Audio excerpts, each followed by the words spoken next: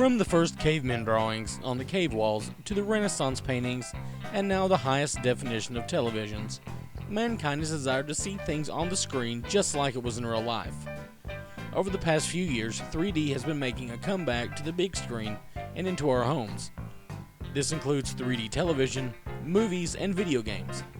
In fact, the idea of 3D imaging started way back in 1838 when Sir Charles Wheatstone invented the Wheatstone mirror stereoscope. The device worked by placing a pair of mirrors at 45-degree angles and reflecting pictures off of the sides. There have been many variations of the 3D viewing devices, and we spoke with Mike French, a local antique shop owner, about a certain 3D imaging item he has on his shelves. All right, okay, what we have here is what's called a stereoscope. And it's a viewer which actually lets you look at pictures from all around the world in 3D. And it was the only way people could really see, their only means of seeing things from all over the world. Here is an example of one of the thousands of cards that were available. And it was actually two pictures, and they look identical. And it just fit right inside the stereo view. This is called a stereo view. This is called a stereoscope. When you actually look into this, it gives you a 3D view of whatever the subject matter of the picture is. The stereoscope was the predecessor to many of today's entertainment. 3D movies and TV would not exist if these were not invented.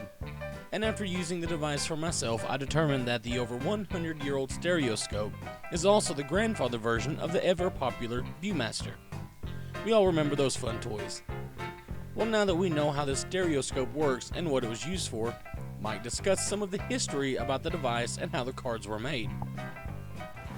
The original stereoscope was first invented in approximately 1833, and it was before the time of the camera, so the stereo views were actually hand-drawn, and they weren't, and it wasn't until the camera came to be in about, say, the 1850s, where they actually had a dual lens camera and they could make pictures from this in 3D.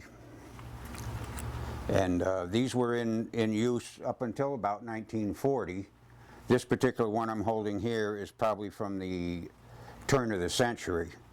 But with the coming of the movies and television, these were phased out and they were no longer of use to people.